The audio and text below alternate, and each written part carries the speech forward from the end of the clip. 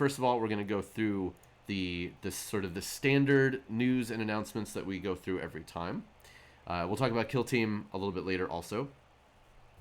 So this is the article from this past Sunday. So these are about everything that you can pre-order today.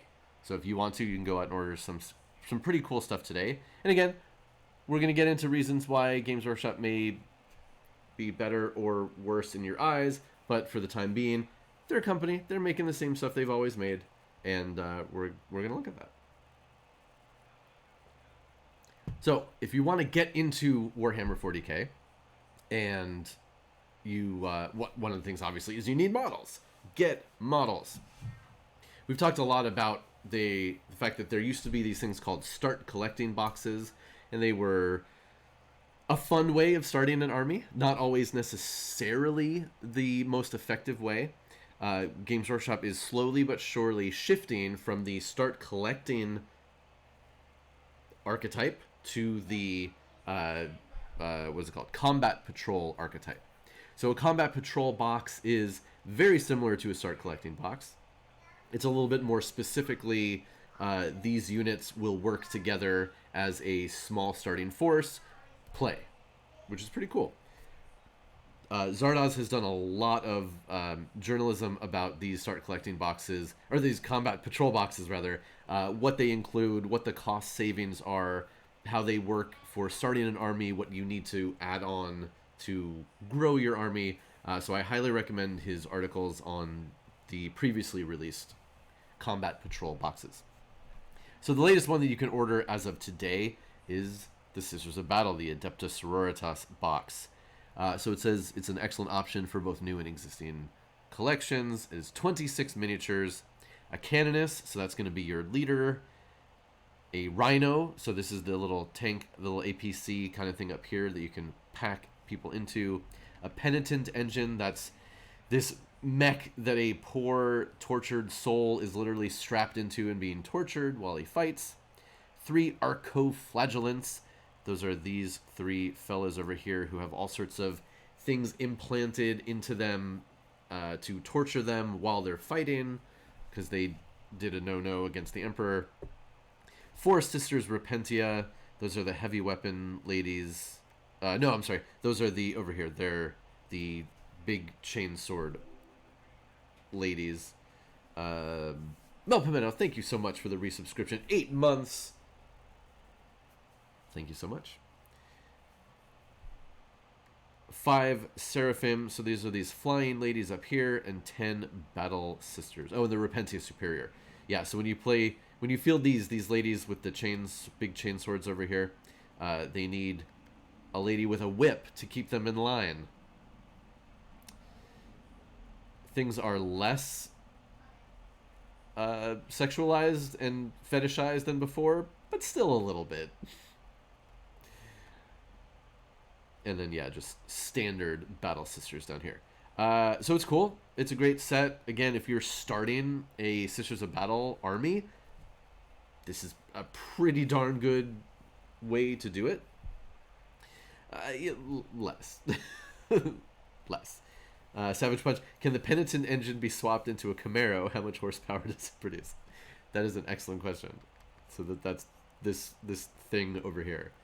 And there are different versions of this. I don't know if you get the optional parts to turn this into the special version, but I don't know, probably not if it doesn't say so.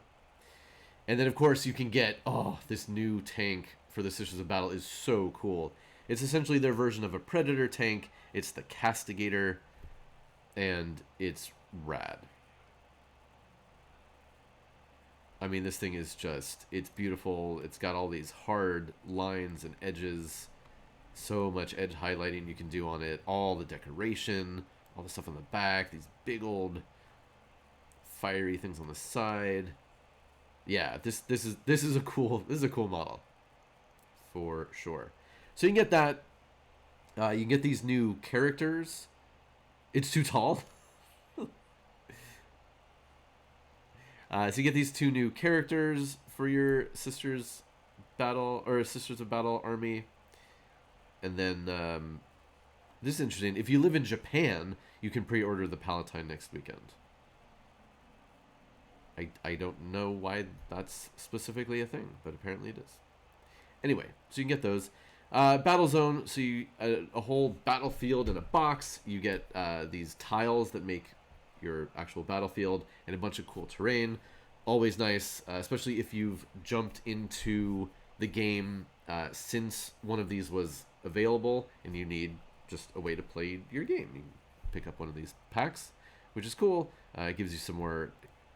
They break out the terrain in individual terrain packs also, or you can get the whole thing all put together.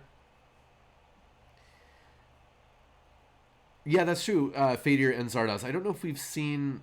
Have we seen a picture of the Castigator and the Predator side by side? It does seem like it's taller. Yeah, I don't know.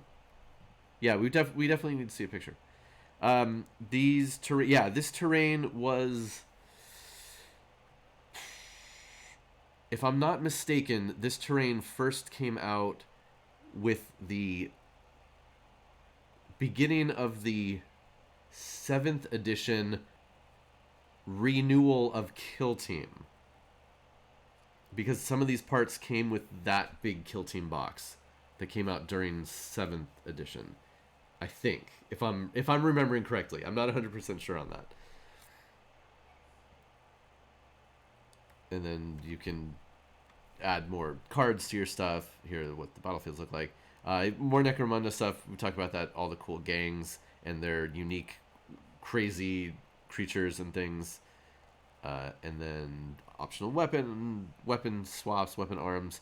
This really cool lady that people have been memeing the hell out of course, with her veil, with her exposed thigh, with her high heels. There's a lot of stuff out there. If you want to go look for it, you can. And then, of course, more books. Give us the books. Continuing the Siege of Terra. We're almost there. We are almost at the end of the Horus Heresy in the novels. It's only taken 70-odd novels and novellas to get us there, but we're so close. We're so close.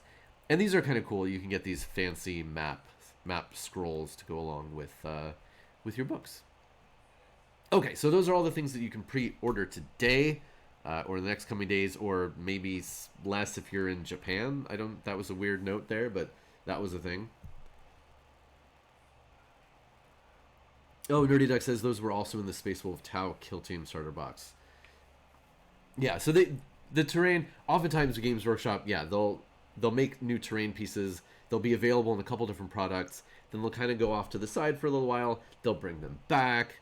They'll go away. They'll bring them back. It'll be really exciting because they don't want all the stuff in production at all the same time. Hexfire Battlebox. We mentioned this last time. We've seen some previews for Grey Knights and for Thousand Suns. Both armies we've talked about before. And now there is a new battle box with small segments of both of those armies, including the new, characters. So the new Castellan Crow, who's over here, and then this new, what do they call it? An Infernal Master of the Thousand Suns. So of course, as usual, if Games Workshop previews a new character or new character HQ model for an army, chances are it's going to be part of some larger box that you're going to have to buy, at least at first. Will these characters eventually be available individually? Yes, they will. Might that be months down the line? It might, because they really want you to buy this thing first. Yeah, the sword is great. That's a demon sword. It is constantly whispering into his ear to try to corrupt him, but it won't, because he's too powerful, too steadfast in his loyalty to the Emperor.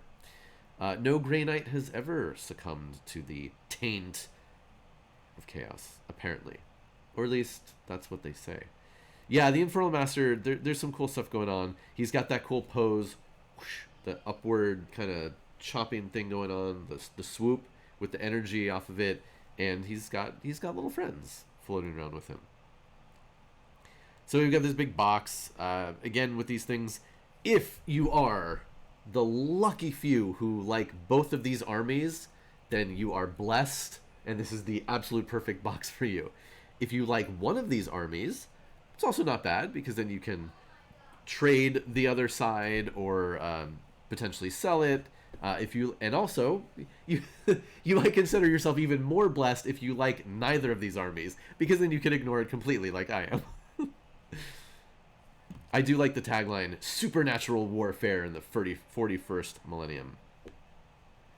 Yeah, and so then it gives you a little view of what's in the box. You get a couple of squads of dudes, Crow here, and then the baby carrier.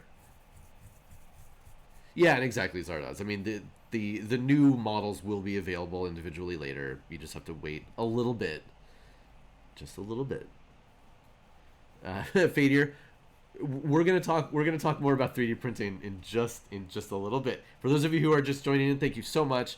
We're gonna go over some of Games Workshop's official news from this last week, some of the fun stuff, and then we're gonna delve into the nitty-gritty territory that everybody's talking about. But we're gonna put our own spin on it. And then this is kind of interesting actually, on the Thousand Suns side. So a battle box is not a start collecting box. So it's not like 2 start collecting armies that you can fight with. It's not combat patrols just put together. So sometimes these are more or less good for starting out an army. I would say if you were starting out a Grey Knight army, this isn't a bad place to start, because you get like two squads of regular dudes. It looks something like that, and you can outfit them in various ways. You get Crow, who's cool, and then you've got the baby carrier guy, which you can outfit as a regular one or a Grandmaster. On the Thousand Sun side, it's a little bit more interesting. You've got a bunch of these Sangors, and then no regular Rubric Marines, but then Terminators, and then this Infernal guy and another Sorcerer or whatever. So I don't know if that would be great for... I mean, it would be... those are all good units, and I don't think... Are there any units in the Thousand Suns army that are bad, other than that big demon thing that nobody plays? But yeah, it's an interesting mix of models here. So if you like it, go and get it. Oh, and of course, they're getting new codexes, so they'll be the new hotness for at least 5 minutes until Games Workshop nerfs them. Are Terminators rubric, or do they maintain their bodies? That is an excellent question. I'm not sure offhand. I think they can be either. Right, the sorcerer, yeah, any of like the actual sorcerers are people still, not just dust in empty suits of armor. But yeah, I don't know if there's an overall rule for those. Yeah, exactly. If they had enough psychic power, then they would retain themselves. What those Terminators do against the baby carrier. I mean, look, these Thousand Suns now, they have all of these specialized weapons, soul fire this, and special versions of autocannons, and I don't know, they bounce off of it, possibly. We talk a little bit less about Age of Sigmar than we do 40k here, just because it's what I'm into, but this is pretty cool. Dragons are back. Now, oh, Zardoz, no, I know. Look, I love models with hammers. I've thought about getting one of these baby carriers and trying to figure out something else to do with it in any other army other than Grey Knights. Yeah, that's true, Nerdy Duck. I mean, we don't have these new codexes. And the baby carriers might be garbage in the new edition. I don't know. So dragons are back in Age of Sigmar. But, and this is very important, you are not allowed to call them dragons. I'm surprised they even put the word in the headline for this article, because Games Workshop, as we'll see, is very concerned with names, and names that they can put a little TM next to. So they are not dragons, they are Draconith, kin of Dracothion. I can't even, I trip over these words.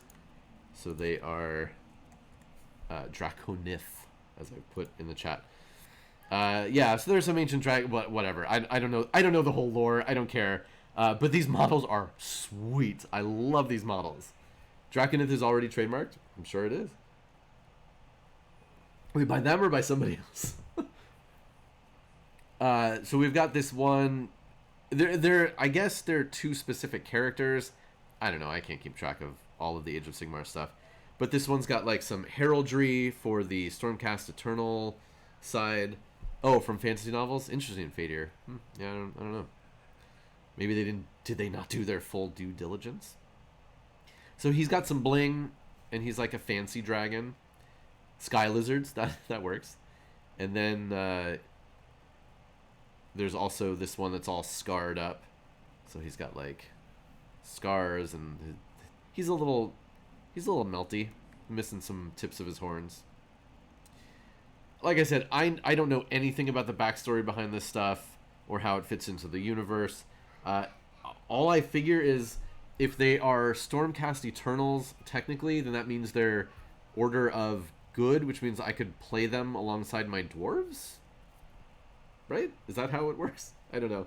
But they're cool. I can't wait to see like the actual size of these things in comparison to other models, especially in that range. Yeah, this one definitely looks like, yeah, cocaine is a hell of a drug. This dragon has seen some stuff, for sure. He's been through a lot. We gotta bear with him. Okay, so that was that. Oh, hold on 1 second here. There we go. Okay. We've mentioned before that Games Workshop has really been leaning into these listicles. There's typically one per week. So this one is 5 times the Imperium would have been doomed without Roboot Guilliman. This is a fun name, Roboot Guilliman. You may have heard of this before. This is the Primarch of the Ultramarines. He took a little nap for a few thousand years. He was hurt. He took a nap. He's much better now. Better than ever. He's got a new model and everything. If you look at that name and you think, that name does not look like anything in any real-world language, you'd be correct. And if you say, wait a minute, Roboot Guilliman, that doesn't sound right. You're right, it doesn't. You call this guy whatever you want, as you see in chat from Zardoz and Rabid Wombat and others. There are lots of different joke ways of saying this name.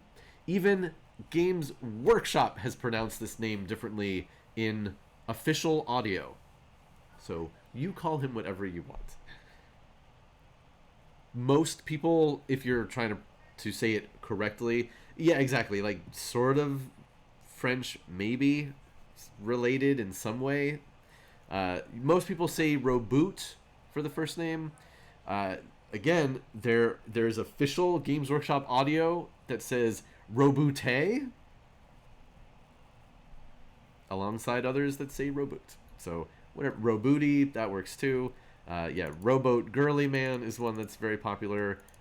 Robots, there are a lot of things. But anyway, he's definitely saved the Imperium multiple times, often single-handedly, sometimes with his Eldar girlfriend, sometimes with other Primarchs. Yeah, that Roboote one was just like, what? But yeah, and again, look, Ultramarines and Guilliman in particular get a lot of crap because they're literally the poster children of Warhammer 40k. They're the straight and narrow of the Space Marines. They're the goody two shoes. They're the lawful good. They're always following the rules. But they're, I make fun of them too, but they're fine.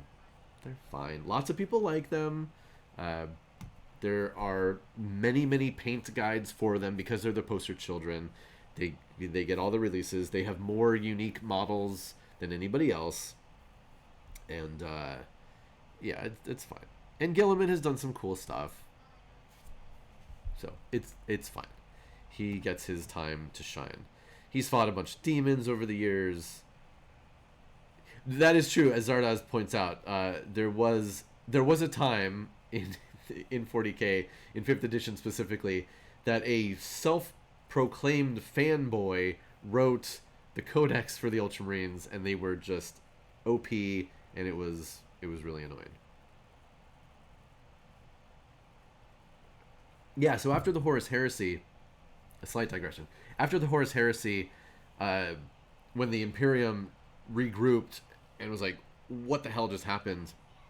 Guilliman took it upon himself to finish writing the Codex Astartes, a massive tome that outlined everything that Space Marines are, can, and should be, and it included a whole bunch of new rules. And one of the biggest rules was, yeah, we have to split up the legions into chapters, and chapters can only be so big because otherwise you could have another civil war, and Primarchs could be too powerful. Space Marine chapters / legions could be too big, have too many troops, and it could be a big mess.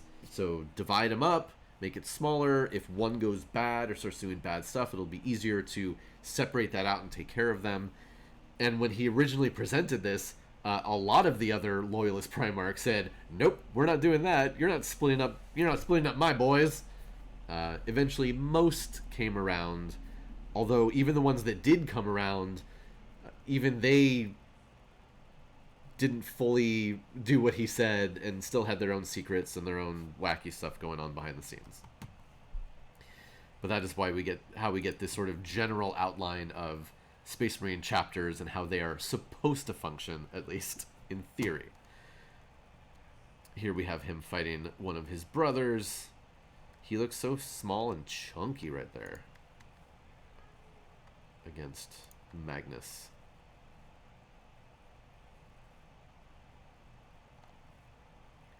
Here he is against another brother, Mortarion. So yeah, lots of fighting. There he is, looking ready to take the power of Terra out into the universe once again. Mortarion?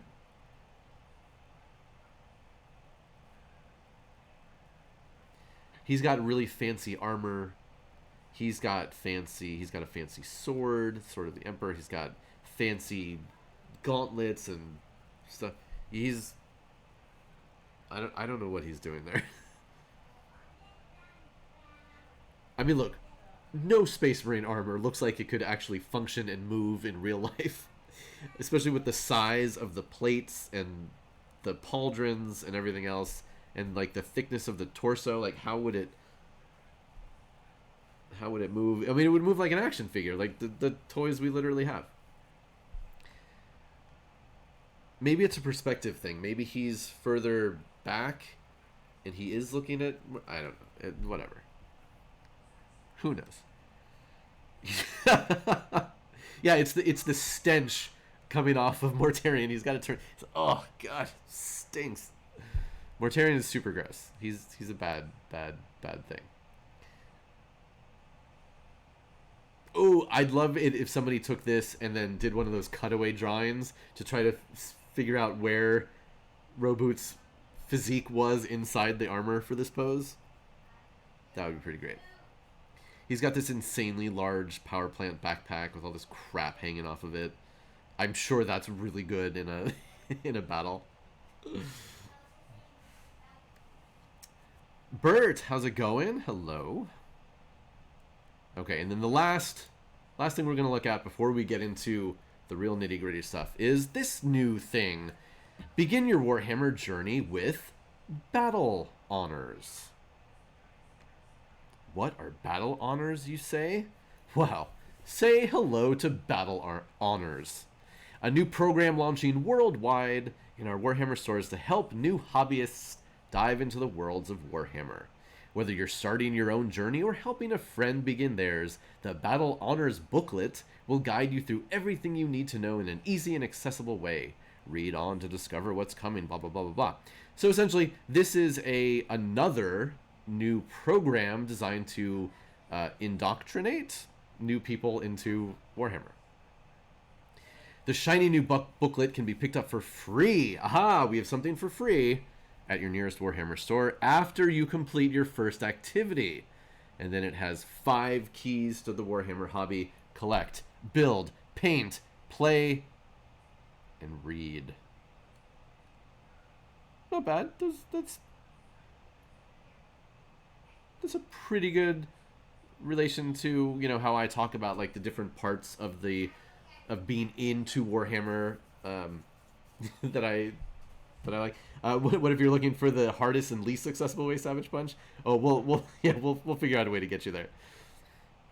Okay, to complete battle honors, simply choose and complete 30 of the 50 activities listed across those sections. This lets you tailor your journey to your own interests and focus on the parts you enjoy the most. For each activity completed, Warhammer store staff will give you a stamp to mark your accomplishment. Every time you complete all 10 activities in a section, you will receive an exclusive reward. There are 50 activities in total. Oof. So here we have the Worlds of Warhammer. What are your favorite things about the setting so far? Find out more about the lore, factions, and forces. Read pages 4 to 7, then visit the website. Oof. Okay, so it's a lot of activities. But this one, build it your own way. It's essentially build a miniature with a choice of poses or equipment. So build a model that's not an easy to build / monopose model. Okay, that's fair enough. Paint something, play a game, read a book, read or listen. Once you hit 30 activities, you'll receive a certificate celebrating your hard work and a figure case to keep your growing collection. But it doesn't stop there. No, folks. You can keep completing more activities and collecting stamps to earn more rewards and have more fun. These special rewards are only available to battle honors, blah, blah, blah, blah, blah. So these are exclusives that you can only get through this program. There's a certificate. There's some cases and garbage. Let's see, blah, blah, blah, blah, blah. Store and people will always help you. Yes, you get a certificate. Bring your friends, get them into it too. Okay, well. I mean, look, clearly these things are... It's all, you know, just endless self-promotion. This stuff, it costs Games Workshop almost literally nothing to produce. And then they can offer them as, you know, exclusives and stuff. But, yeah, John, no, I mean, it is what it is. But, you know, we all like to share this hobby. I am, of course, this is my favorite thing in the world, to share this hobby and to get new people into it. And this could be useful. Maybe. Especially, you know, for younger people. But there we are. There you have it. This is the Battle Honors system that is starting any day now, I guess. And hey, you who are expert hobbyists already, you can walk into a Warhammer store and pretend like you know nothing of the hobby, sign up for this stuff, and then blow them away with your amazing skills that you just learned. See how fast you can get to that certificate. Yeah, exactly, Zardoz. Look, if this gets new people in, so much the better. And again, I like the fact that they're literally saying here, you don't have to do all of these things. I mean, clearly you'll need to do some of each thing in order to get the full deal, but you don't have to excel in everything. And again, there are different ways of enjoying the hobby. Some of us might like collecting and building models, but not have so much time to paint models. Right? Pretend and learn to paint a model you get for free. There you go. Do it. Okay. All right. I think it's time. Are you ready? Because we're going to talk about we're going to talk about some stuff. Daryl, you feel targeted? I'm sorry. Okay. There were two big things that happened this past week regarding Games Workshop. All right. Now, again, let me preface this by saying I am not a lawyer. I am not an expert on corporations and how they handle their intellectual property or infringement thereof. I am not a expert on hiring and payment practices or anything of the like. I know a little bit about some of these things, and yeah, we're gonna talk about this stuff. Get pizza, yeah. Okay, so first of all, we'll start with the easy one. A former Games Workshop employee of a pretty high level publicly announced on Twitter, went through a little bit of a thread talking about his experiences working for Games Workshop. This was a guy who I pretend to know everything. So this was a guy who worked for Games Workshop at a fairly high level. He was on the rules team for a bunch of the current boxed games, current version of Necromunda, the new Blood Bowl, Adeptus Titanicus stuff. So big names, popular things, and he revealed that his pay was not stellar. I think it came out to about $30,000 a year American, 30 to 32, somewhere around there, based on... It was not Duncan. No, it was... I forget the guy's name. It was somebody else. So this triggered a broader discussion of... Well, first of all, it triggered the usual immediate knee-jerk reaction of Games Workshop is the worst. They're terrible. They're the worst people in the world. Again, with all of this kind of stuff, if you already felt that way, these new revelations, these new announcements are just going to reinforce your opinion. And if that's your opinion, that's fine. I'm not trying to... That's the other thing. I'm not trying to persuade you, the viewer, my friendly fellow person in the world, in any particular way. I'm just presenting what we've heard and talking about it because it's interesting. Apparently, Games Workshop has had and or has a environment of we don't talk about pay. We don't talk about pay when you're hired. No payment discussions are public. Don't tell people how much you make. Now, is this unique to Games Workshop? No! Most companies, most industries are like this. They hide it as much as possible and make it so that you can't argue for more pay because you don't know what everybody else is making. You only know what you're making. And then they'll tell you things like, oh, well, times are tough for the company, but we're gonna get you next year. We're gonna get you'll get a bonus or garbage like that. It happens everywhere. It's part of capitalism that the employer pays the employee as little as possible to get the work done. It's just the way it is. Yeah, Nerdy Duck, 100%. If you think other people are being undercompensated for payment, then empower the employees and people to argue for higher payments. Yes. Again, this is just capitalism.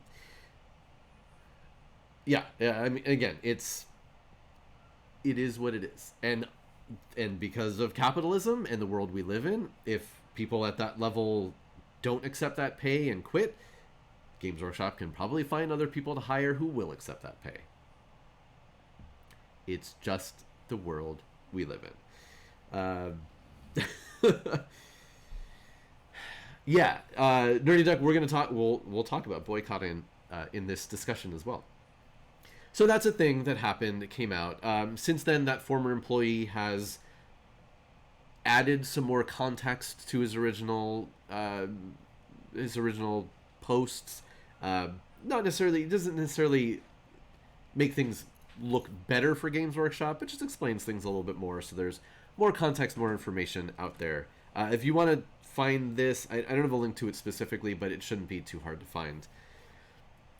So that happened. Now, interestingly, something that got a boost in social media around the same time as this was a story that actually had come out a couple months before, that Games Workshop, during a few months ago, so this, I think it was in May, but Games Workshop voluntarily gave $5,000 in profit sharing to all of its employees, like full-time employees, whatever the thing was.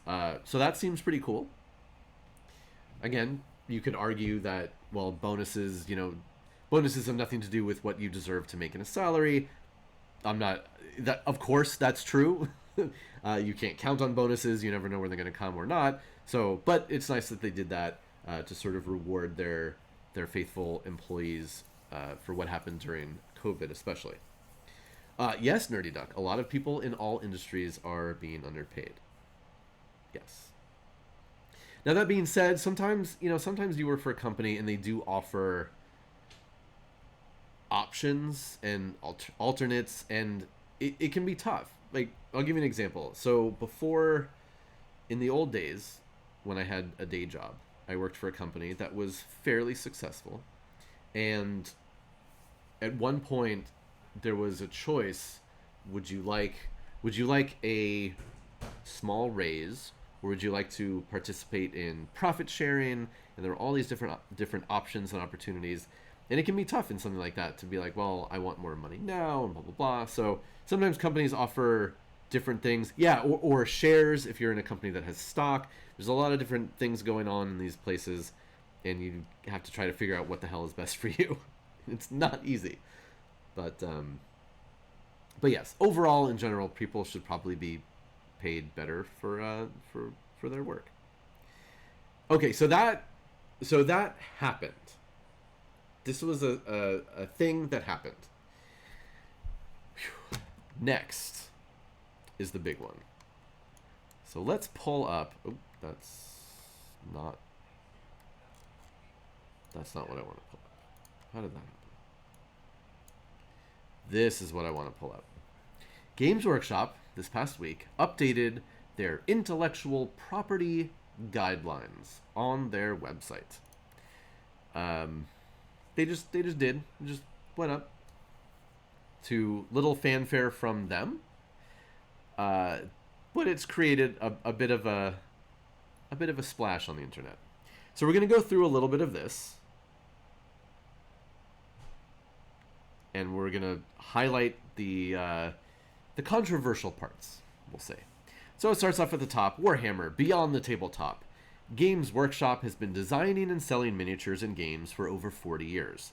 Our design studios have worked hard to create the unique settings and characters that are enjoyed by our fans all over the world. We love to see fans enjoying all things Warhammer. We also have a duty to preserve and protect our intellectual property rights. This is the only way we can ensure that Warhammer will be around forever. Emphasis mine. Our goal is to do this while continuing to support the passion and creativity of our fans. We will level with you. This is a difficult balancing act. Fair? So whatever exciting Warhammer hobby activities you are working on, we ask that you follow the below guidelines at all times. By doing so, we can all continue to enjoy all things Warhammer for a long time to come. These guidelines do not constitute formal approval or authorization of any fan content or a waiver of our legal rights. We reserve the right to change these guidelines at any time. Okay, so far, straightforward. Now, a couple things that are interesting to note here. And again, I'm not an expert. I've read about some of this. I've looked up some other stuff. There are lawyers out there who are talking about this stuff if you want to go find more information. The big thing to note is that when it says we have a duty to preserve and protect our intellectual property rights, in some ways, that's putting it mildly. A company that has intellectual property, and just about every company does in one way or another, does not just have a duty. Darrow, we're going to get to that. We're going to get to that. Not a company has to, like by law, especially if it has shareholders, it has to protect its things. Otherwise, it will be in breach of a million different contracts and open itself up to a bunch of lawsuits. So if a company has intellectual property rights, it has to protect them. It can't be like, yeah, let people go and do whatever they want with our stuff. No, you can't do that. You have to protect your rights. And intellectual property rights and infringement and all of this kind of stuff is constantly evolving because of the internet, because of different mediums and ways that people are doing things all over the world.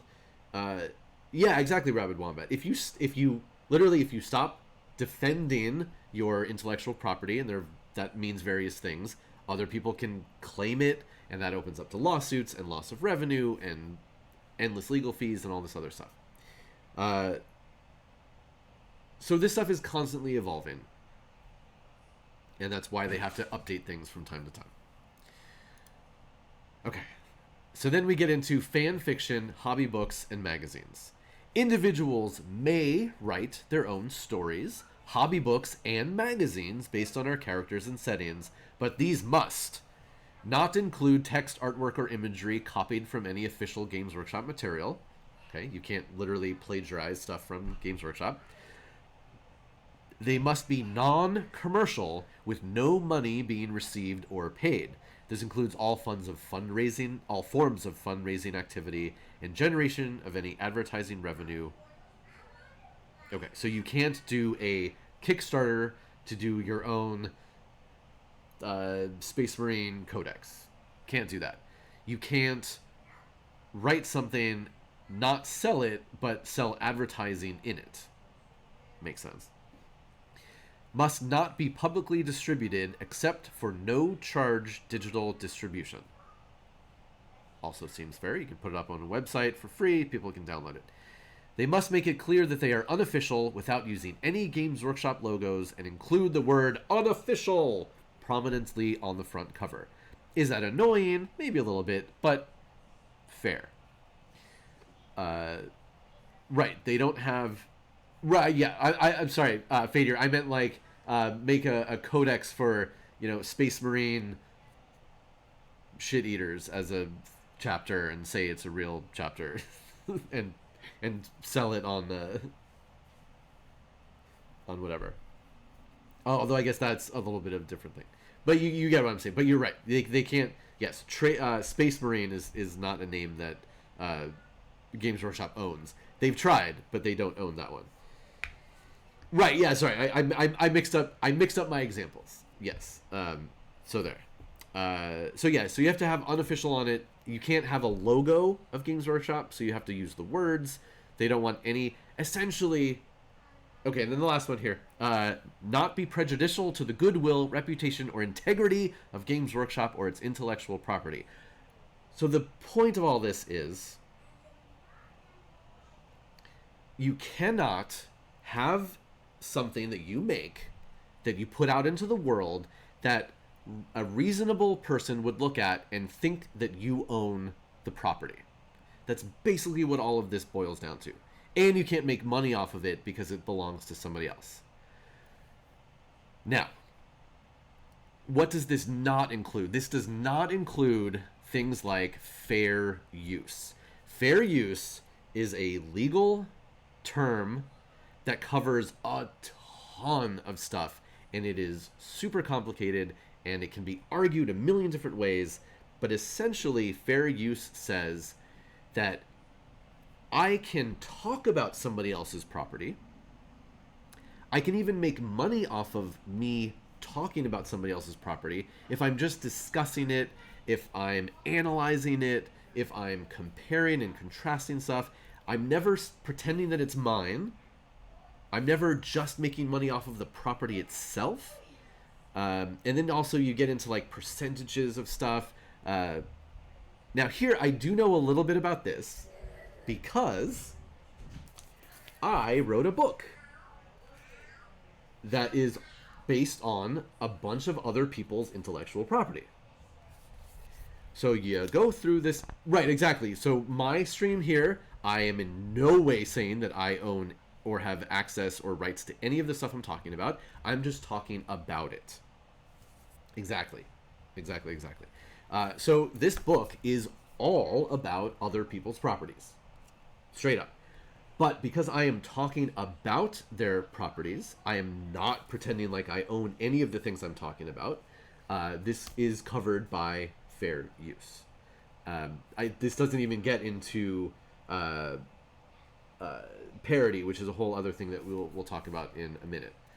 Also, this book is not...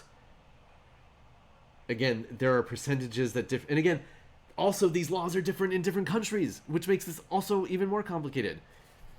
If my book was all about names in Star Wars, that would be problematic, because then I'm making money off of a specific property.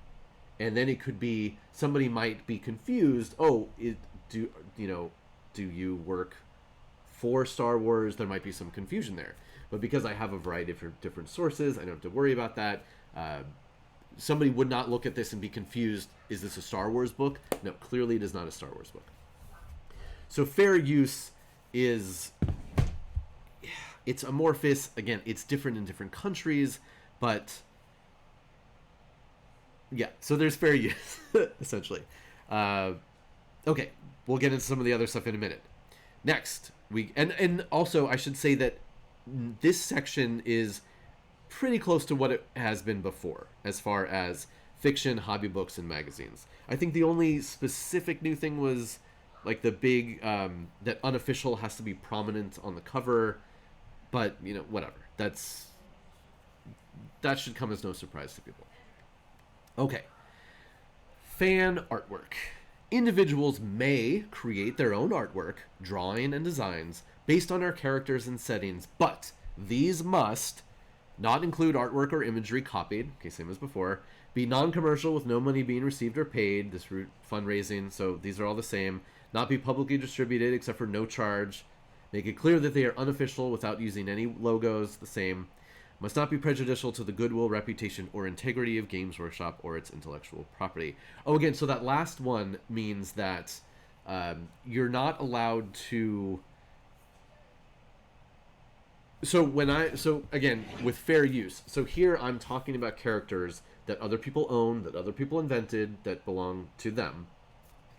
I cannot write in this book, Superman is a terrible character, Batman is a terrible character, these are awful characters, they're not worth looking at, you should never read their comics, because then I am being prejudicial to that intellectual property. I can talk about what those characters do, and look at it from an analytical viewpoint, but I can't tell you, don't go read those comics, don't go buy their stuff.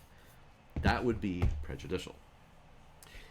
Now, when you get into the goodwill, reputation, or integrity of Games Workshop or its intellectual property, that becomes a little bit more complex, because if Fadir, well, I mean, look, you can that I'll say that's more parody.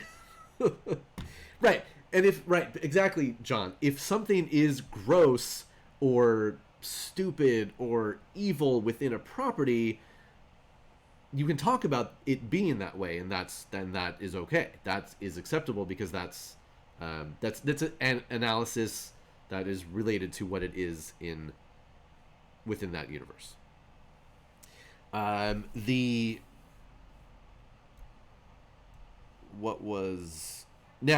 Okay, so one of the hiccups that's come out of this in fan artwork here is that,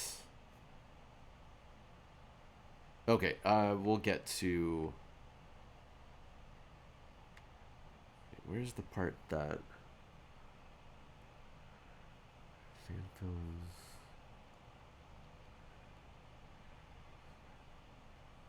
besmirching integrity with art is pretty subjective. Rabbit Wom at 100%. Patty, 6 months, thank you so much, and welcome back. Fan artwork is super complicated, and to be honest, look, all of this stuff is very complicated because we're dealing with law. And law is insanely complicated, and law is a lot of law is garbage, and it's just laws and upon laws upon laws that are written to be super complicated. All of this just benefits lawyers in the end. And again, we have to remember a couple of key things with all of this stuff. Number one, everything that's written here has to be here. Well, you know what? Let me take a step back even further. Games Workshop is a big company. Big companies have to hire a bunch of lawyers. Those lawyers have to represent the company to the best of their ability according to the laws as they are written today. Sounds stupid to go over this stuff, but it's true. The lawyers they're doing their own thing. They're siloed from the rest of the company. One of these silly terms that people talk about. It's a different part of the company. So lawyers wrote this, is essentially what I'm getting at. Everything that is in here is according to current law, insofar as it pertains to most of the world, because, interestingly enough, some of these things are unenforceable in certain countries. Just the way it is. But so again, most of this stuff will be legal and proper in the UK, in the European Union, and in North America. Again, for the most part. Now, what this also means then is that there's no wording here that is illegal in most of these countries. So there's no line here that says, you, in the privacy of your own home, can never draw a Space Marine in a way that doesn't appear in one of our books. They can't say that, because that would be illegal. They can't say that. Everything that is here that they're saying is legal for them to say. And if it's legal for them to say, as part of protecting their intellectual property, they have to say it, because they have to protect their property. So Games Workshop is not writing this to try to control anyone, necessarily. This is literally what they have to do to protect their property. Now, they can write all of this stuff, but putting out your guidelines and enforcing your guidelines are two very different things. So we also have to remember that if you, a hobbyist, an artist, an animator, if you were to do something that goes against one of these guidelines, would you be sued? Would you go to jail? Would you have to pay a bunch of money? Who knows? That, Fadir, yes. So, yeah, and again, Games Workshop is a big company putting out all these rules. They're not the only company that has these rules. A lot of this is boilerplate, and if you go and look up the fine print for Star Wars, Star Trek, Marvel, DC, you name it, you're going to find all the same stuff. Yes, Games Workshop updated, and there's some new wordings here, but, I mean, realistically, all this stuff is going to be on other IPs also. So the enforcement part gets murky also, because if you're just a person who is selling some Warhammer commissions, is Games Workshop going to come after you? Probably not. They might, but probably not. Are they going to show up at your door with an army of lawyers and say they're taking you to court? No. You'll probably get a cease and desist letter or email saying, stop what you're doing, or things will escalate. Unless somehow you all of a sudden appear on the scene and make tons of money off of a company's IP, the first thing is probably going to be just a cease and desist letter, or they'll go to whatever the parent company is of where you have your stuff online, and they'll just get it taken down. That's usually the first thing that happens. We know that from experience, because Etsy is a sea of IP infringement. It's awash in it. And again, you can argue things are inspired by blah, blah, blah, blah, blah, and in some cases, it's true. But these companies, big companies Warner Brothers, Disney, Marvel, all these companies, they regularly send their lawyers or their lawyers' assistants to troll through Etsy looking for things that infringe upon their IPs.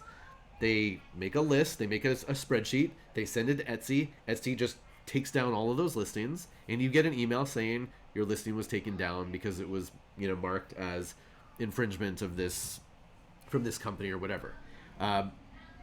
We know this from experience because this has happened to some of our things on Etsy. You have a choice at that point. You can try to fight it, which is not recommended. You can just say, okay, take your losses, leave it off, and never try it again. Or you can repost the same thing, but change the wording around and see what happens. You can decide which might be the best way to go. Yeah, exactly, Nerdy Duck. They come in waves, right? It's every so often, and again, companies are legally bound. They have to protect their properties. They have to do this. It's the law. We've had things taken down, and they come back up in a slightly different form, or with different wordings, or with a different title, so we don't step on the wrong toes.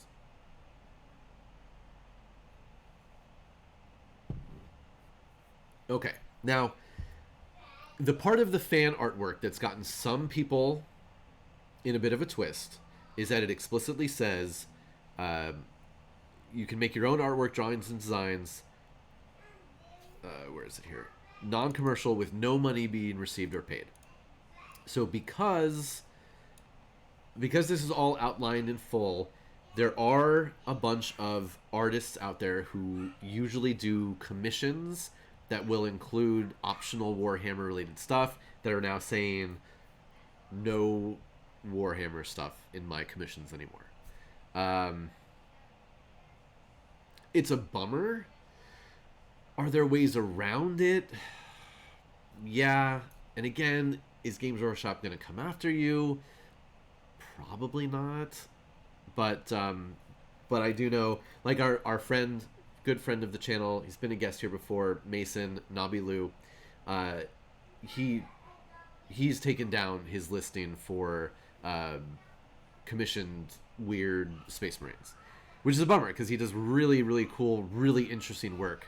So yeah, now if you were to contact an artist privately, who knows what you could work out with somebody privately.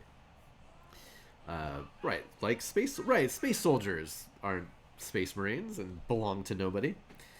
Okay, so going back, that's the fan artwork section. Next, fan sites.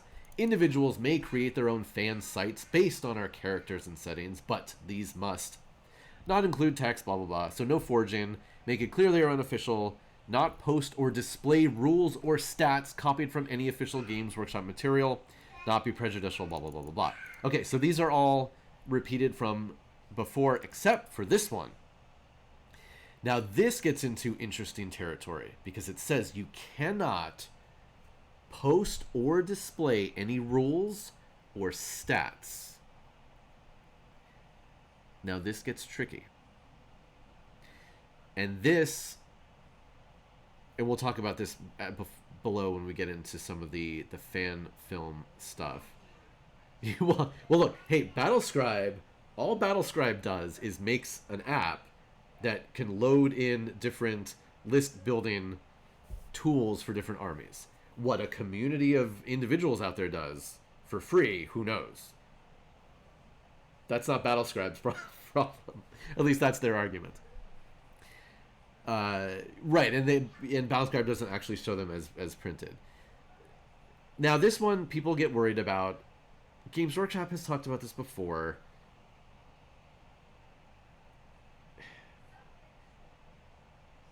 The copied part makes it interesting. If you have it straight copied out of the book, so you can't. Basically, it's saying that you can't have a codex and copy a page out of the codex, put it up on your website,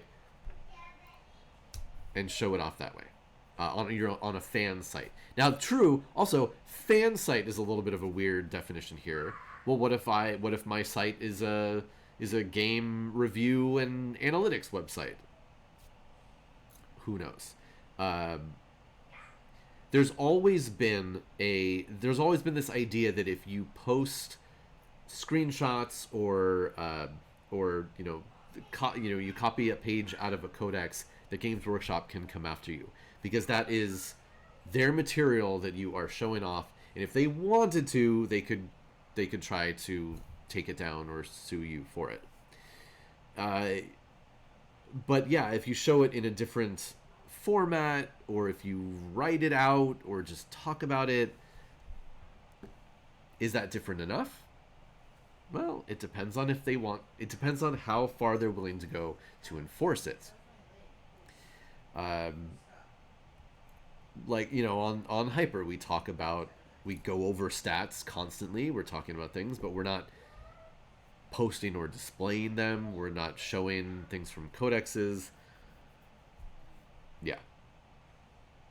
Will this affect things like, yeah, there are a bunch of YouTubers out there who will show stats, whether it's from the codex or whether it's from a website that reformats things, and there are some of those out there, or from Battlescribe.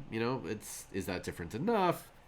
Who knows? It just depends on, again, it depends on how much they're gonna go after these things. And right, as Rabid Walnut says, there are sites out there like Spiky Bits and Bell of Lost Souls and a couple other ones that they repost stuff from official announcements and news articles and press releases. They post things, spoilers that people see from upcoming codexes. Who knows? Who knows? John says, if you just use the book and it could be fair use since you're talking about it and analyzing. Again, you could argue that, because again, so much of this stuff comes down to these are the official guidelines, but what is Games Workshop actually going to try to enforce? Who knows? Okay. Underlying rights. Please be aware that where fan content is created based on our settings and characters, Games Workshop retains ownership and respect the underlying intellectual property rights in those worlds, and therefore such fan content cannot be sold or otherwise monetized. Pretty straightforward. I'm getting a call from potential spam. Cool. Okay, now we get into the final segment, which is very important. There's a big thing to talk about down here. Infringements. We have a zero tolerance policy in respect of infringement of our intellectual property rights. This includes, but is not limited to, because remember, they can change this at any time, counterfeit models. Our products must not be reproduced and sold. So clearly this covers, what is this? This is recasting. This is somebody taking an official Games Workshop sprue and making a mold of this, running it again in resin or something else, and then selling it. Can't do that. That is against the law. Don't do that. Now, they say this. In some countries, this is not illegal, or at least not enforceable to stop somebody from doing this. Take that for what you will. Next, and this is another big thing, imitation models. Our products must not be imitators. Imitators produce models which copy heavily from Games Workshop's artwork, books, or products. Well, how do you define an imitation model? Is this...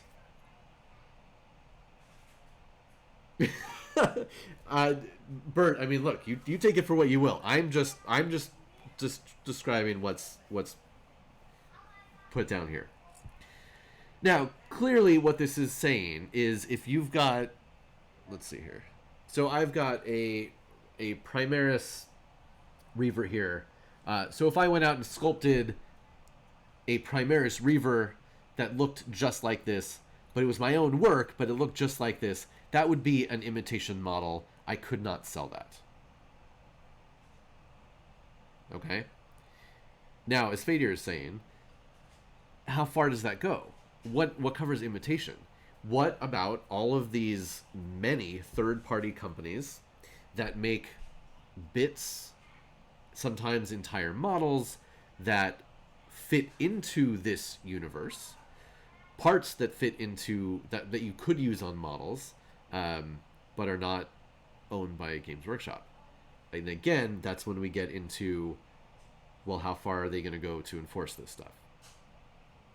And can you argue that if I'm just making these pieces of models, if you want to use them as shoulder pads, you can. Oh, do they fit on your Space Marines? Wow, that's cool. You could do whatever you want with them. They could be feet for a larger model. They just happen to be the exact same size and shape as that. But, there's a squiggle on it or something. Is that imitation? That's for the lawyers to decide. Yeah. So inevitably, well, again, imitation though, imitation is a range. So that's a harder one to to give precise answers on. And exactly as Rabid Wombat is saying, there are companies that make things like his faux Terminators. And are they an imitation? They don't look exactly like the real Terminators. Are they made to be? Lawyers kind of settled this bit of case law already. And again, though, in every country where Games Workshop has a prominent place, who knows? Because again, this stuff will vary from country to country. So that's that part. Now next, this one's pretty obvious. Recasting and 3D printing. Our products must not be illegally recast or scanned, nor should digital designs of our products be illegally produced and distributed. Fairly straightforward. Don't scan in this Reaver and then print this Reaver.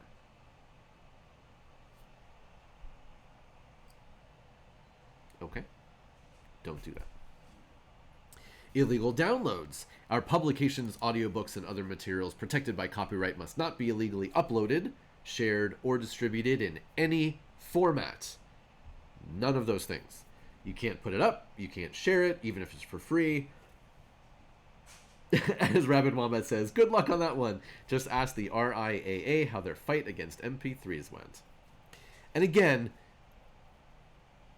even if there is no possible way of enforcing these things, even if in our current modern world there is no way to do it, even if they have no intention of ever enforcing these things, they still have to say it.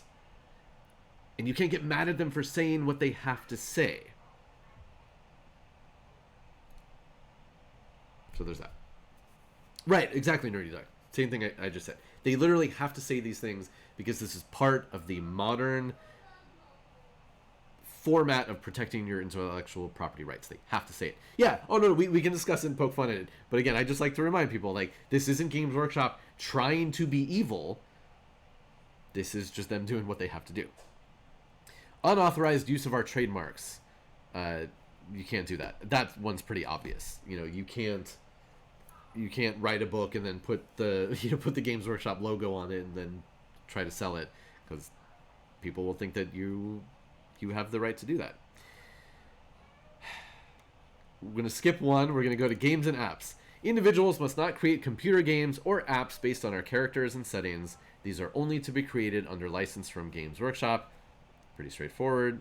Don't make a Games Workshop game or app. Again, something like Battlescribe is not a Games Workshop game or app.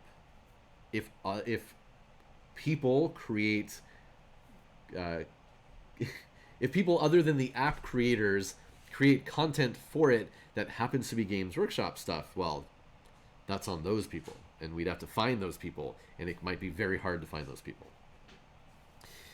Now, this one is new, and this one has caused the most uproar in the past few days. Fan films and animations. Individuals must not create fan films or animations based on our settings and characters. These are only to be created under license from Games Workshop. Now, again, this is explicitly codifying rules that are standard for companies. These are rules that have existed for a long time, whether they were written here in these guidelines or not.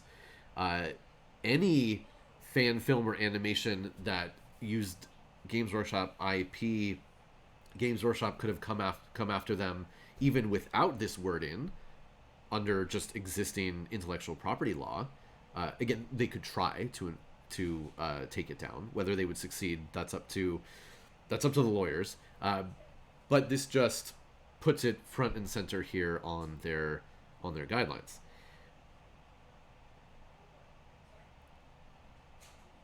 Now, we know, so there's some backstory here, right? We know that Games Workshop has been working on the Warhammer Plus streaming service for a while now. We know very specifically that Games Workshop, over the last year at least, has been reaching out to fan film and animation creators and inviting them to come under the umbrella of Games Workshop, to come work for them. Often, usually on new projects, sometimes to bring existing projects into Games Workshop to be presented that way. Some animators have gone along with it, some animators have not. There are some other examples that we'll talk about in a minute of things that have gone very poorly for some of these people, unfortunately. Does a lot of this tie into the production and creation of Warhammer Plus? Sure. Almost certainly. At the end of the day, though, is this a new rule that did not exist as far as the laws are concerned before they updated this page? No, this is standard. They could have always come after these people. They could have come after Astartes before. They could have come after, all of these people making these things online. Now, there are other people like the dude who runs the Emperor's Text-to-Speech series. And he came out and said, I'm going to stop making my animations. Games Workshop could come after me based on this line. I don't want to risk it. I don't want to risk getting demonetized or my YouTube channel getting taken down, all this other stuff. It's not worth it to me. That is a fair reaction to this. Again, like 2 weeks ago, they could have come after you just as hard even without this being written here. Are they more likely to come after people once this is part of their guidelines? Nobody can say. But here it is. Yeah, and so also, Rabbit Wombat, excellent point. So parody is a thing, right? Parody, if you are... Yeah, parody is a complicated one. Parody is not easy. And how do you define parody? Of course, there are legal definitions for parody. And if you are using somebody's IP, but it's complicated. Also, there is satire. Satire is a completely different umbrella of legal issues and what you can do with things in satire, and very different laws in different countries. Right. Well, and again, Fader, like some of this stuff, as you said before, there is some case law for some of this stuff, but at the end of the day, most of this could be argued by lawyers if you had the money and the time to devote to it, because law is all about lawyers making money, frankly. So yeah, it's a lot, but I would put out there that there is nothing in this document that is specifically malicious. I really think this was put together by a room full of lawyers that were just looking at what are the latest wordings for protecting intellectual property, stick in Games Workshop, and go. I don't think this had anything to do with them trying to crack down on anybody specifically. I don't think they thought about, oh, what is this going to do to our community? Is this going to drive people away? Blah, blah, blah. I can't put that, I can't envision that sort of emotion and malice behind any of this stuff. I think this is just the way you have to do business with lawyers. And right, Fadir. And yeah, and again, that's another big, very important point. There's so much stuff that you can do in the world, even with regards to other people's intellectual property, if you're not making money off of it. Because if there's no money, if you're not making money, and then therefore you're less likely to have money, then the company is probably not willing to spend a lot of money going after you. Often is the case at the end of the day. Ruiner, hello, welcome. We're talking about serious legal matters and money and lawyers and awful things like that. So unless you have some sort of massive following, and then you're making this kind of stuff, and there's confusion as to whether or not you have the right to do this, or you're making something that shows their intellectual property in a bad light, and you're not making money. Like, it's like, again, the attempted takedown of things is different from having rules that you can't do something. And again, nothing they've written here is illegal for them to write in this country or most other countries. Otherwise, it wouldn't be written here. Like, they have lawyers. Like, they're not going to write something that they cannot. They're not going to write something here that they cannot at least attempt to enforce. And yeah, Rabbit Wombat, if you want to make your animated series soldiers in gas masks hitting things with shovels, and there's no Aquila in there, and nothing that looks like a Tyrannid, you can do it. They also might just come after you just for the hell of it. Yeah, Nerdy Duck.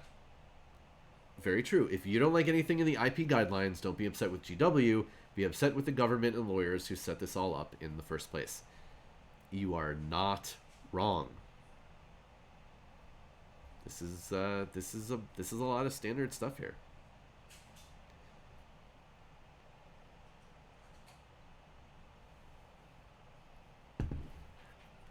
Well, again, Fadir, is it that they have no chance of enforcing, or they're not likely to put the time and money into attempting the enforcement? And I don't know. And in some cases, it might be one or the other. It might be that baked into this are things that are completely unenforceable. And like I said, I am not a lawyer. I know a little bit about this and that, but I don't know. Going through this word for word, whether everything is necessarily correct. So please take all of that with a grain of salt. There are,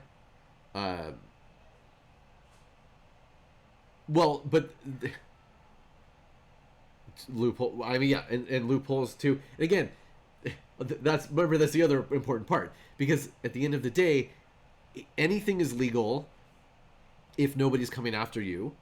Anything is legal if you can hire the lawyers to fight a lawsuit. Anything is illegal if you can hire the lawyers to stop something from happening. Aaron's welcome. It said they have no chance. In terms of service, anything that includes we can change these at any time without notice is completely invalid legally speaking the moment they change anything without notice. Well, unless it's that the law, Because again, this is just Games Workshop explaining. But if the law itself changes, Games Workshop doesn't have to write it out. The law is the law, whether they have it on their website or not. So I think that's more what I would assume that's what that means. The changing is just to reflect what the current law is.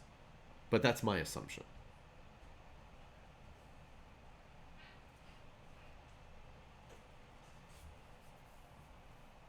Well, yeah, in terms of service, Nerdy Duck, yeah, I understand what you're saying there. That gets into weird territory because how do you enforce something that you can't ensure that people have read? And right, it's complicated. Fader, yes, yes, that is the top line. It's complicated. Lawyers will screw all this up endlessly. If you have money, you can. I mean, let's be honest. If you have money, you write your own laws, because if you can hire and afford the best lawyers who can, spend years tying things up in lawsuits and forcing people to do something or another, you can get away with stuff. You can stop other people from doing things you don't like, and it's annoying. Failure understood. And I certainly don't want to make people go into details that they don't want to get into. But yeah, and again, there are actual lawyers who have gone through this stuff online, so you can seek them out. I wonder if enough people wrote to him if we could get that. Who's that? The lawyer on YouTube who does a lot of stuff regarding entertainment things and sort of like what's in the news. Legal. I forget his name. Oh, illegal. Yeah, I guess that's it. I wonder if he could cover this. That would be pretty cool. Yeah, Arsenal Roy says, I mean, if one has the money for a legal team to push back against GW's lawyers, feel free to fight it. Exactly. If you've got the money and you have access to the lawyers, you can fight anything. whether you're right to do so or it's within your purview, it's a thing. So like I said, there's some other things coming out of these. There's an animator, a YouTuber by the name of Sodaz, Sodaz, who's basically been bullied off of the internet. It's these animators are in a tough position. Whether when Games Workshop comes to them and says, "Hey, do you want to come and work for us and be official?" They're kind of damned if you do, damned if you don't. If they say yes, there was a great meme that had this circle of we want people to make cool fan films like Astartes, and then it goes in the circle. It would be so great if Games Workshop hired these people, and then circle continues. Games Workshop hires Sayama Peterson to work for them, and Astartes becomes official. Screw them for selling out, and screw GW for poaching these animators who are doing their own thing.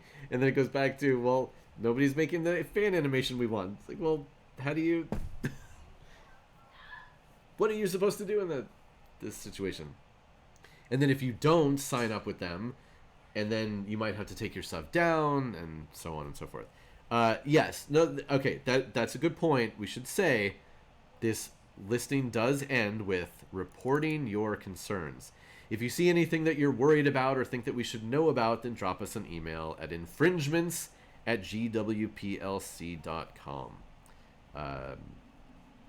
Yeah, so they do have a hey, let us know if you see anything bad out there. But again, it is what it is. Yeah, they're not coming for your memes. Somebody was talking about they have no way of cracking down on your meme use and your memeage. You're not selling your memes and making money off of them.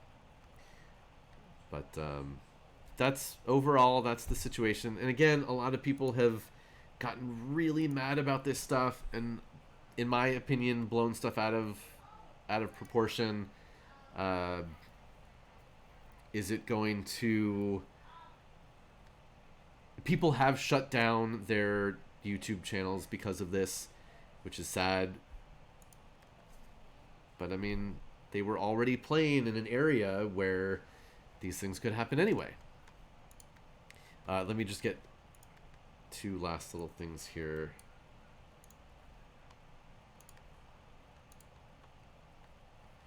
Yeah, don't report me. I'm just presenting information. I would never be so bold as to pretend to own any of these intellectual properties.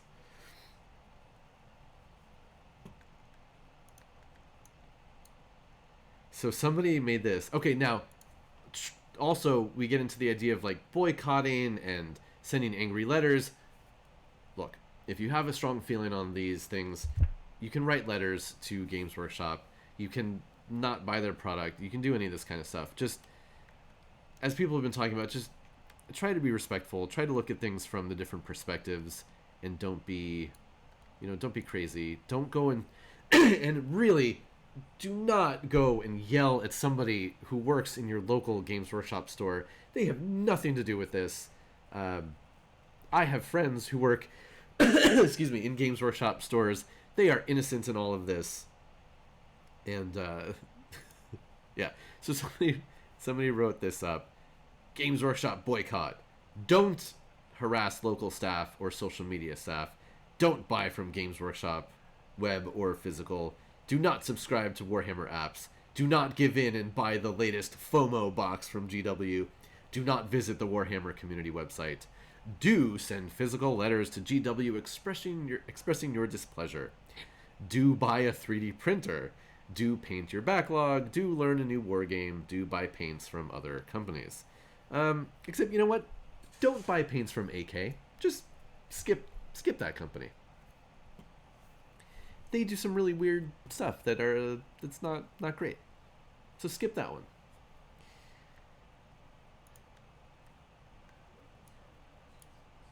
And then there's this one. I'm not going to read all of these things, but you can take a look at it for yourself. I can post this in the Discord. This one is pretty funny. So this is obviously a humorous reflection of that previous list, but this is more about some of the types of people in this community and how they overreact to things and yell at each other. Yeah, so you can read that for yourself. Nice, John. You found the Beast Snagas box. Cool. Awesome.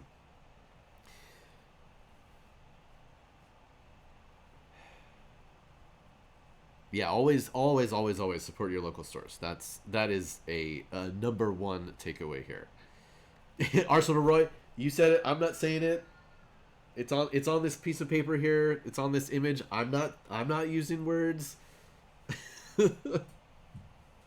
I think I'm legally bound to say you shouldn't call other people that word. If you just write it out, maybe you just hit some random letters and that came out. I had nothing to do with it. I'm not saying that word. But yeah, and again, at the end of the day, like I said, if you think this is all Games Workshop being an evil company, you probably didn't have a positive view of Games Workshop before, and that's okay. They are a big company that is out to make money. They'll put out performative announcements like, you're not welcome here, or whatever it was, and then not really follow up on it.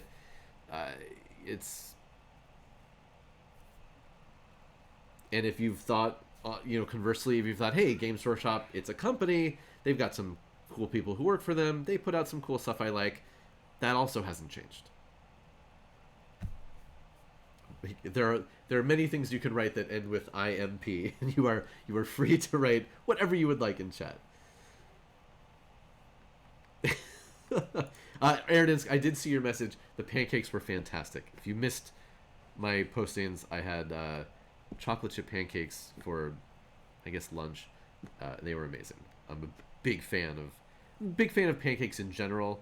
Add chocolate chips and it's just It's just the best. So, let's go back and let's talk about some other fun stuff. Fun, interesting things. I guess I can stay with this.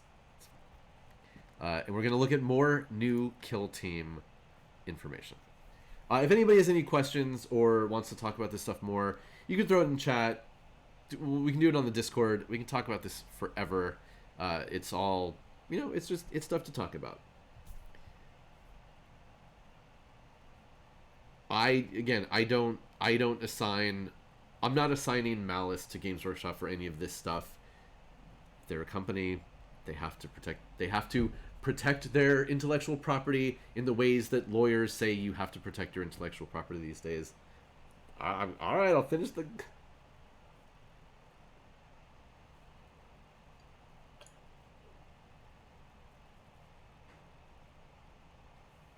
Okay, done. No more hydrating. It's done. That's it. All right. Bring an orc scrap town to life with the terrain and kill team Octarius. Not Orctarius. I know, missed opportunity. It's Octarius, not Orctarius. We've been talking about kill team for the last couple weeks now. It's an entirely...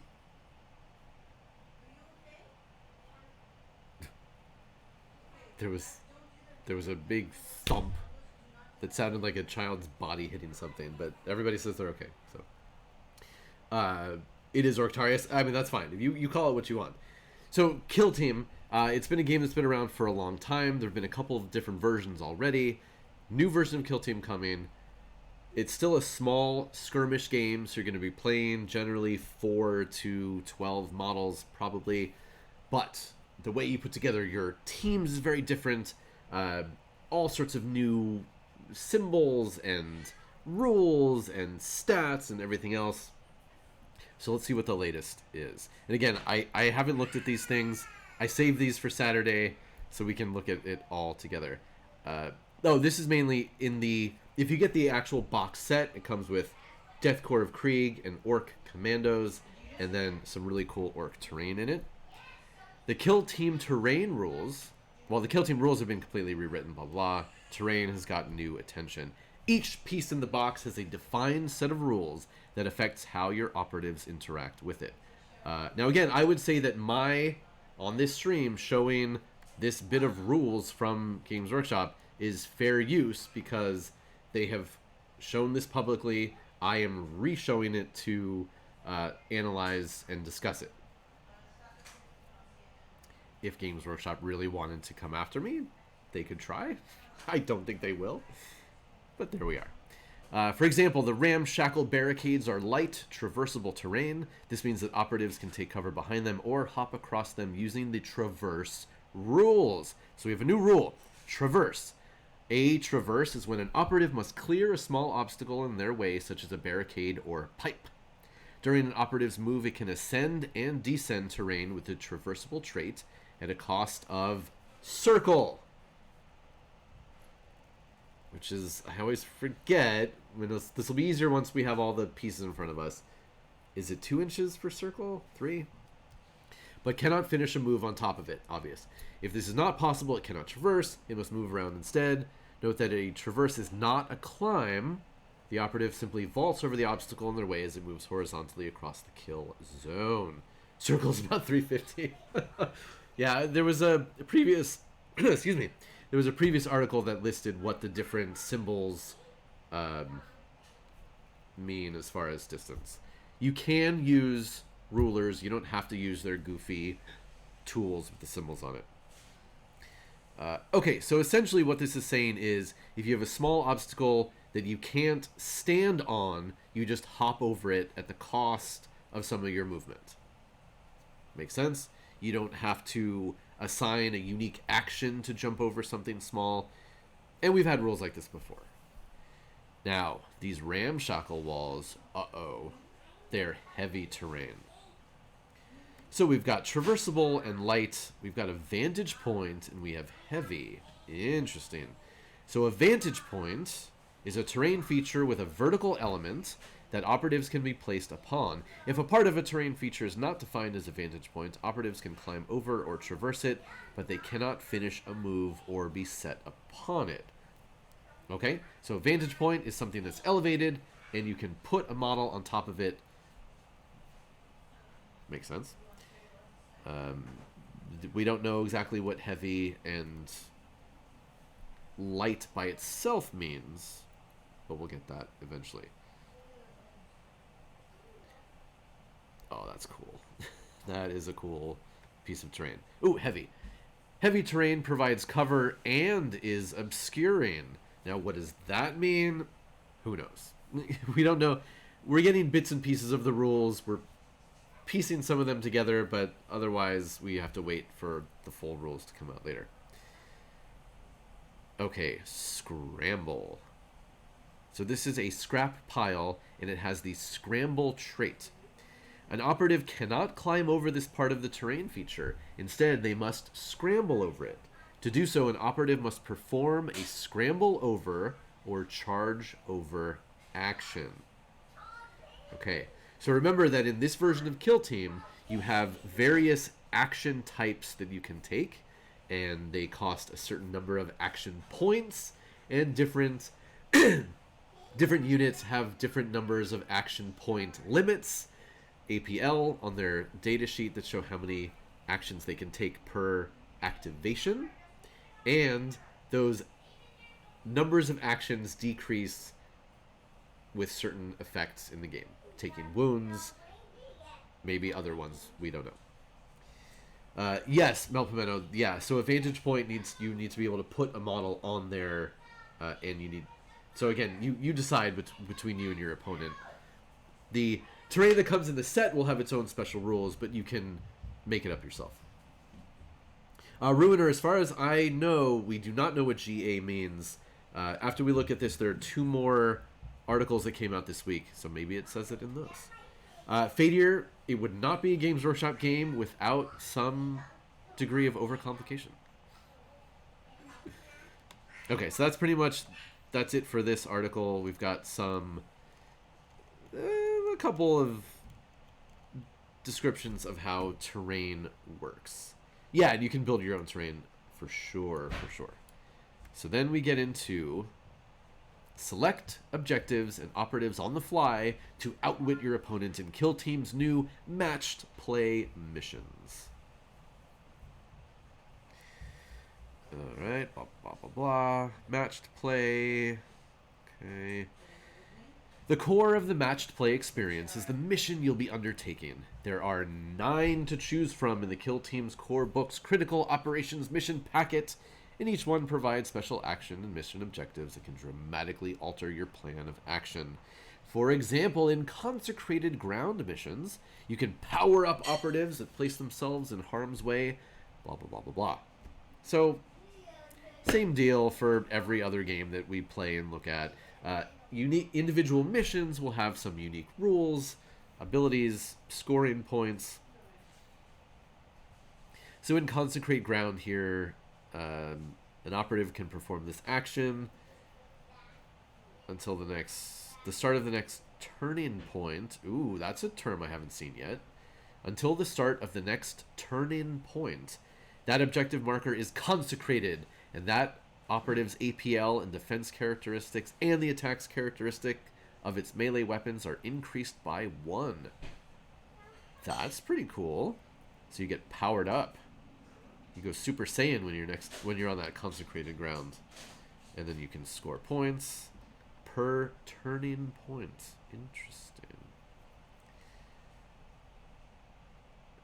Okay. And then we see we're going to have gunners, snipers, the usual stuff. If you can't set up and play a game that is terrain complete, it's not overcomplicated enough. Exactly. So here we have Elliot with his veteran guardsmen of Krieg. He's got a sergeant, a bunch of gunners, sniper, spotter, confidant, zealot, medic. What does that say? Comms, demolition, hardened, sniper, and a bunch of troopers. Okay. see. Okay, commanders pick which tac ops they want to try to score for extra victory points. This is like in 40k, you have ways to score within the mission, but then there are secondary objectives. So tac ops are secondary objectives that are generated in secret, forcing your opponent to guess what you're trying to accomplish during the game. For instance, you can have challenge. Reveal this tac op in the target reveal step of the first turn-in point. Select one enemy operative and one friendly operative.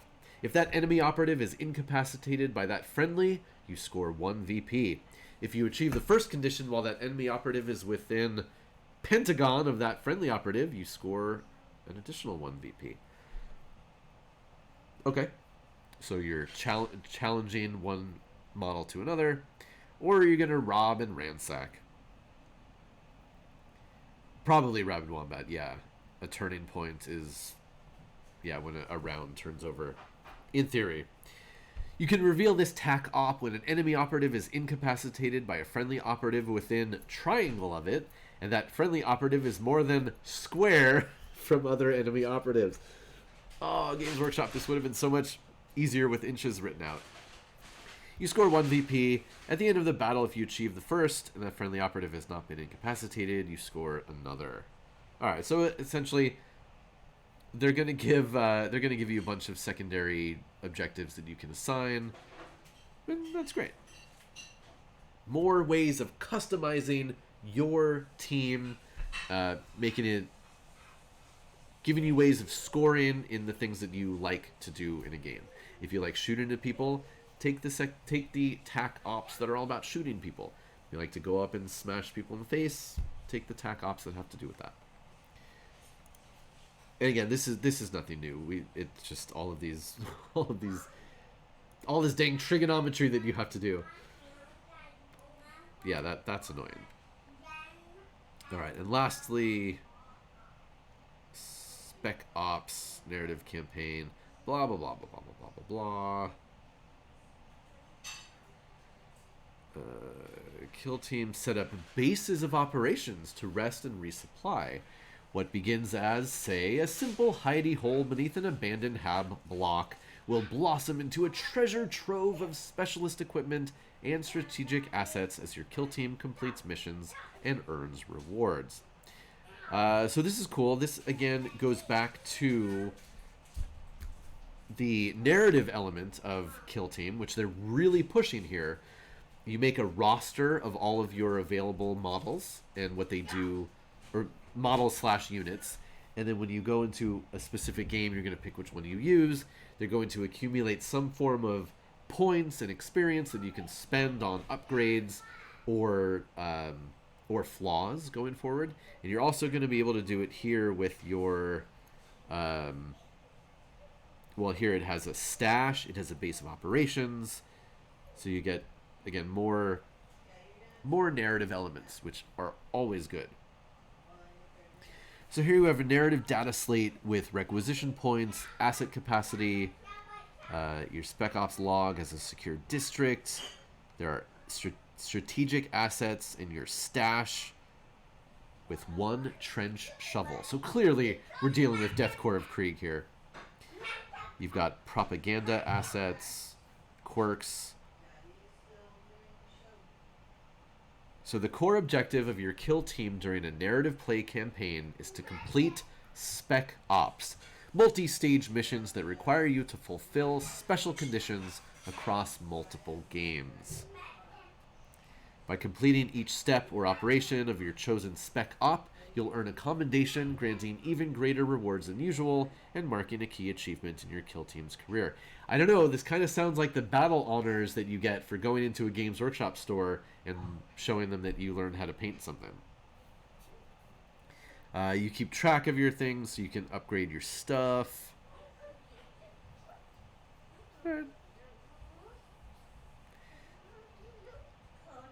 And then again, though, yeah, taking a few bullets or whacks on the head here and there, it's all part of the kill team life. And even when an unfortunate soldier loses all of their wounds in combat, death is a long way off. Each incapacitated operative rolls a casualty test at the end of the game, fully recovering on a 2-up, and suffering a more serious injury on a roll of 1. So while a model can be taken out, it's not dead and off your roster unless you roll poorly on a succession of tests. So again, this is like Blood Bowl. If you're playing a Blood Bowl tournament series, somebody can be hurt, taken off the field, knocked out, all of these things that can happen without it necessarily dying and being off the team completely. Yeah, why does Deathcore have a medic? I mean, that's a complicated answer. I mean, just to get somebody on their feet so they can die in battle, that could be. Whether it's a rough concussion or severed limb, injuries will continue to affect your operatives until they manage to recover in the downtime after a battle. But beware, accumulating further damage inches your warrior ever closer to an untimely and very permanent death. Luckily, a bit of rest and relaxation can work wonders, so you'll need to carefully consider if you want to leave a star operative at home or risk further malady on the battlefield. So yeah, a lot of this is right out of Blood Bowl.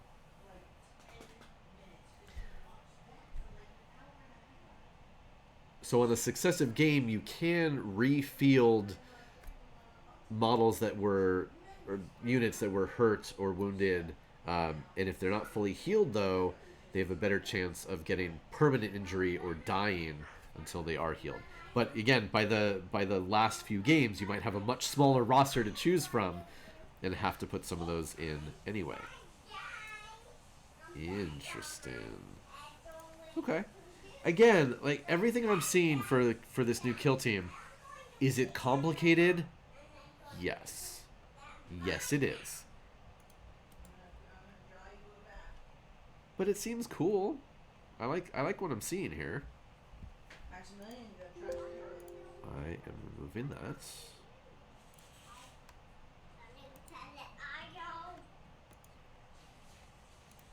I'm definitely interested in trying it.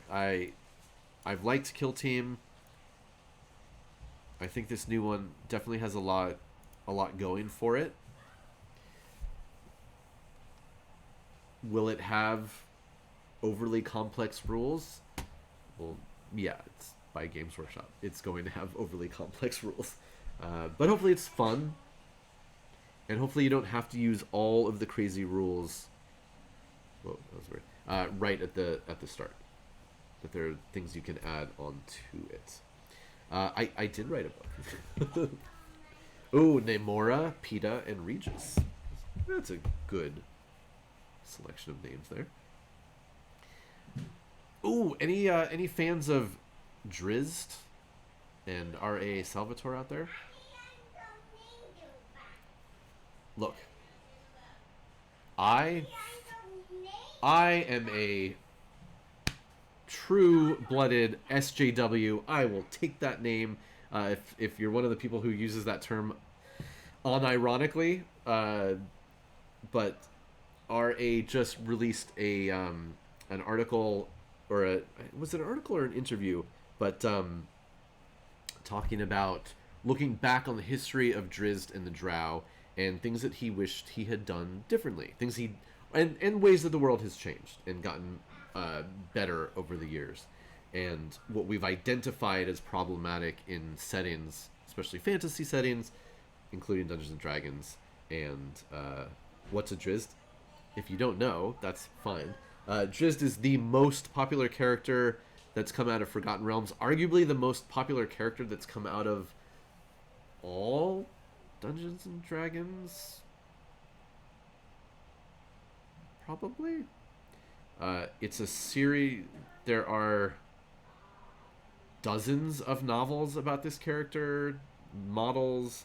Elminster's popular, but overall, I don't know. I think Drizzt is probably, there's more content about him. He's probably more well known at this point. I don't know. I mean, arguably. Anyway, Drizzt is a member of the Drow species, Drow or Dark Elves, And when Drow as a concept has been around forever, that is not new.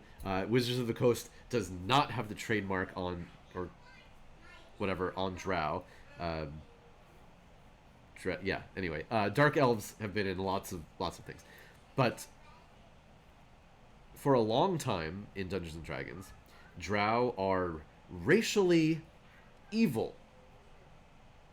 Can there be one every so often that is good? Sure. But we're moving away from categorizing entire races as being evil or good, because that's not a great idea. There's a slope upon which you can use that sort of mentality and that thinking that takes you to places that are not good. Yeah, and as Fadir says, and these things have evolved over the years. Now there are different branches of Drow. Some are devoted to evil goddesses. Some are not. Some have lived in different places. So they've fleshed things out and given you more options. Dungeons and Dragons, it's another topic we could go on and on and on and on and on and on and on and on about how they've handled progressive ideas and looked at their own work with a critical eye, and how they've updated things and allowed for change in some ways. In some ways they haven't, but they've definitely been trying more recently. So the Tasha's something of everything, I don't know the name of the book, but it came out recently, and it had a bunch of alternate rules that you can start using that are more progressive for your games. You don't have to... It loosens up racial restrictions, so there aren't races that are specifically good or evil. You don't even have... Even racial modifiers, that gets into some weird places, so you can take those out and rework things how you want. I don't have the book. This is stuff that I've read about. Alignments too are kind of weird, so there's some new ways, new mechanics for stuff like that, which I think is great. I'll also say, as other people have, Dungeons and Dragons, not the only game out there, not the only cool fantasy game. There are lots of other systems that you might want to look into if you're into fantasy and into role-playing games. But Dungeons and Dragons has been getting more progressive, more open to progressive ideas. So take that for what you will. Peg Junk, welcome. Thank you so much for that resubscription. There are people upset. We spent a while talking about it. I think people just need to take a breath, reevaluate. Unless you're a YouTuber who's making fan animation, you're probably okay with whatever you were doing before. So yeah. D&D should be more like 40k Mel Pimento says, no good or bad, just bad. Just straight across the board bad. Yeah, exactly.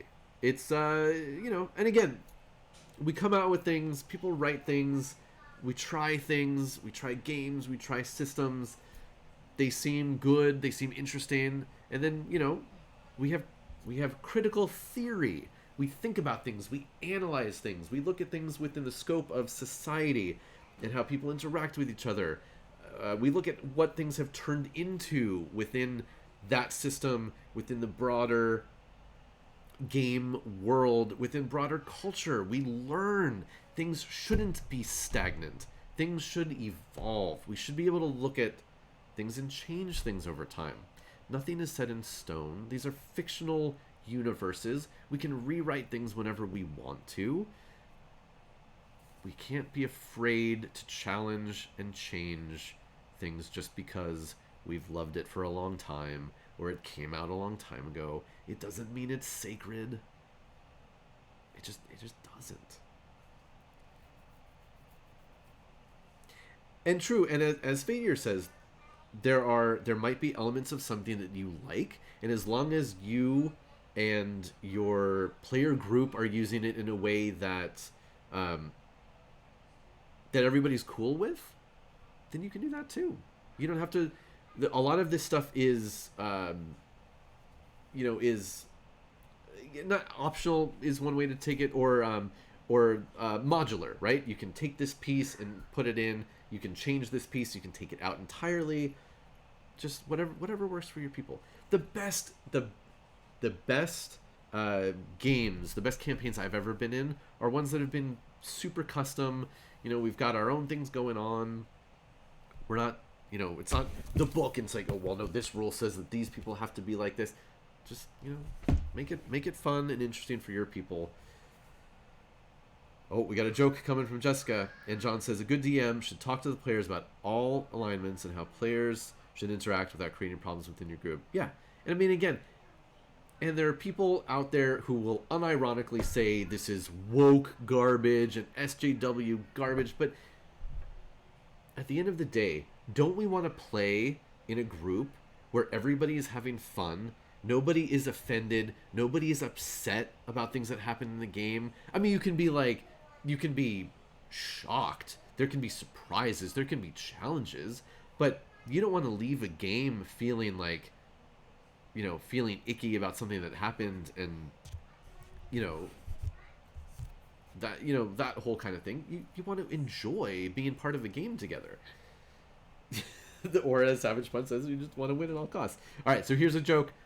Jessica's joke, relayed by Darrow. My son bought a new reversible jacket. I can't wait to see how it turns out. Awesome. Yeah, Fadir, there are races that have been in Dungeons & Dragons forever that have had very specific viewpoints and the way they interact with the world, and I don't know how they're going to change that and update that.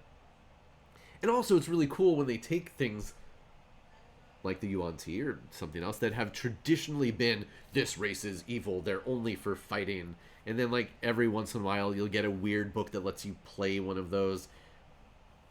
But if all races can be good or bad, those are more character options for you. This is a good thing. We like that idea. These are more story options. We should want that. We should want things opening up. So, yeah. Ooh, a drow magical girl who was cursed to insanity. Goodbye. That sounds awesome. So, yeah,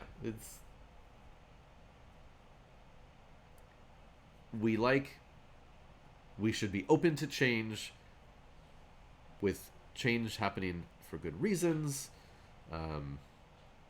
Yeah, don't fear change. Don't have knee-jerk reactions. I know I'm speaking to, I'm preaching to the choir with most of you. Most of you feel similarly, if not the same way I do about these things. But that is why we have a cool community. And if you don't feel the same way, you can talk about it. I'm not gonna yell at you and tell you that you're wrong. I mean, unless you're factually wrong, I guess. Mel Pimento, very good question. And over the years, people have pronounced it differently. There used to be people that would pronounce double L's Laloth. I have heard that. I think they've mostly changed it to just being a single L sound, Lolth. And then also there's some people, there have been different versions. Laloth, Lolth, it's, you say it however you want to say it, is basically what I'm going to end up with at the end of the day. Louth? Cool. Ooh, Cloth? Cloth?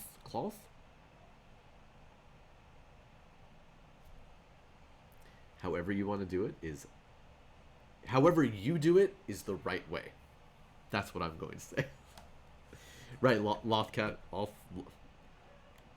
Even I get tripped up with these things. Whew. All right. Well, folks, we did it. We talked about all of the things. A little bit less on the fun in-universe or tabletop content today, but now you know all of the discussions that are going on. Just to wrap up sort of overall stuff, I do have a donation bar going above. We're working on it. It's going well. I appreciate all donations. I appreciate everybody. If you're just hanging out, if you just listen and you never type in chat, that's awesome. If you chat with us, that's cool too. If you donate, that's rad. Like, subscribe, comment, blah blah blah blah, all the things. But this donation bar would be to start. Thank you so much, Darrow, for hitting up those commands. Aeronautica Imperialis, it's a cool game. It involves airplanes. So if we hit that donation, I'm going to get a bunch of that, build it on stream with you, name things after people, come up with cool color schemes, stuff like that. There will be painting involved, I promise. So that's happening. Okay, big news. Big news tonight. No, Barkindale, I'll paint. I will paint. I promise there will be painting involved. Yes. Look, one of the things, it's taken me a while just because it got pushed off to the side, but I glued together the full knight body, so now I can prime it. It's going to happen. It's going to happen. Ooh, painting with a paintball gun. That could be something. So anyway, priming is going to happen. It's too hot outside to do anything these days. I've thought about going outside. It does, yeah, without any of its armor or limbs on it. It's a unique look. It's pretty naked. I am gonna prime it. I have primer. It's too hot to go do it now though.